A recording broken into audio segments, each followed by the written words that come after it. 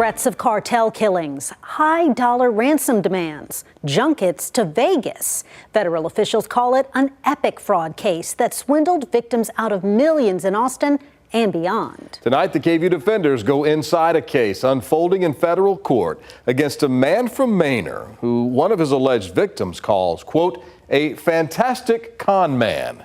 Here's senior reporter Tony Plahetsky. Every word out of his mouth was a lie. Every word. Sometimes in life, higher power, somebody put me in this position to bring him down. People come along. I would never jeopardize my family financially. Would never do that. Who aren't what they seem. You want to not feel like you're an idiot. It started as a shared interest, their children playing ice hockey in suburban Austin. Come on, move your feet, go to the net, stick down. Nice. Austin developer Eric Party, who built the crossover in Cedar Park, and Ricky and Rebecca Kumar, an engineer and small business owner, got to know the father of another player in the stands about 6 years ago. He would throw a bunch of money at purchasing dinners and doing events with people and giving kind of fancy gifts. He would rent out a whole movie theater and say, hey, you want to go see the movies, and then take you and your family to the movies. They say Saint Jovite Youngblood, also called Coda, told stories about a life of adventure, including as a member of the Army's 82nd Airborne and Delta Force, who now worked as an undercover federal agent. Court documents say he claimed to trade high-dollar sports memorabilia, including belongings of Lou Gehrig and Babe Ruth, and vintage coins and antiques. And because of his alleged top-secret government employment, they say Youngblood always declined photographs with other parents and players. He didn't carry a phone, he didn't like a cell phone, he didn't want anyone around him with a cell phone. Today, everything they thought about Youngblood, according to investigators and court documents, was built entirely on lies. He's a master storyteller, and he is a fantastic con man. Authorities say Youngblood swindled more than 20 victims nationwide, many in Austin, out of millions of dollars dating back to 2010. Schemes, according to court documents, that caught up to him last summer. An FBI agent described Youngblood's victims in a federal court hearing in July. He targeted a number of individuals from his son's hockey team.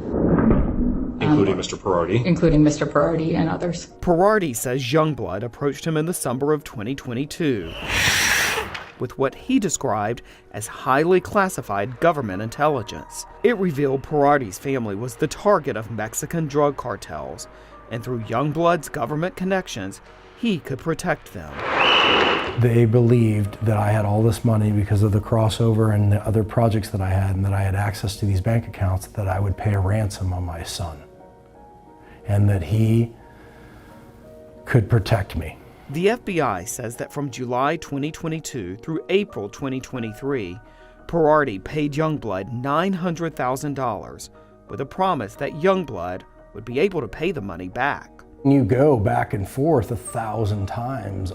Is this real? Is this not real? Court records say Youngblood gave Parati what he described as valuable items, including a Civil War battle flag, that Youngblood told him he could sell if he was unable to return the ransom money. He seemed very loving, very attentive, and you just feel like he's going to help you or protect you. The Kumars say Youngblood turned to them, distraught, with requests for loans to help with personal troubles. When he did not return $200,000, Rebecca Kumar did online research.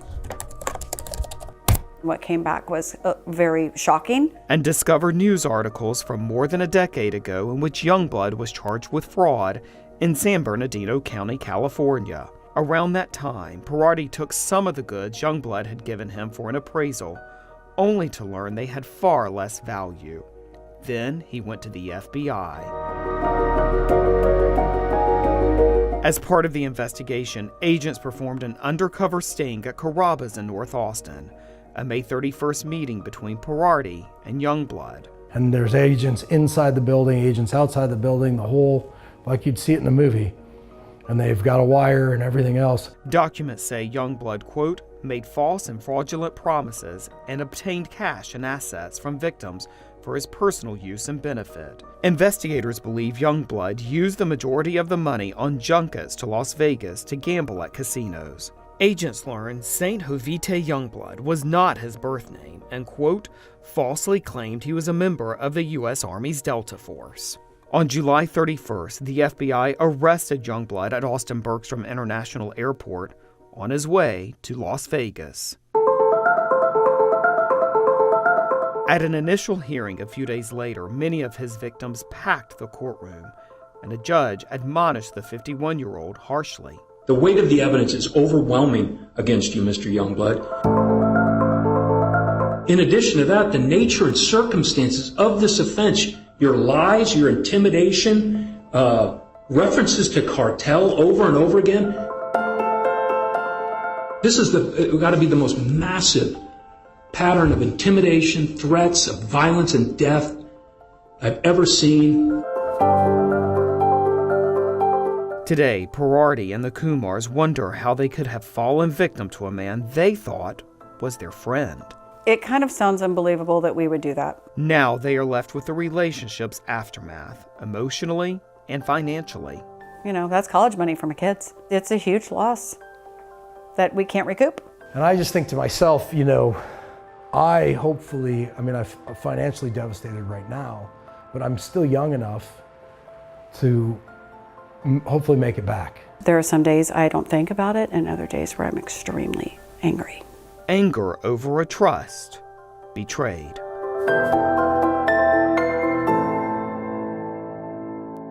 Today, Saint Jovite Youngblood sits in a federal detention facility near Waco awaiting trial, facing up to 40 years behind bars if convicted. We did reach out to his court-appointed attorney. She had no comment.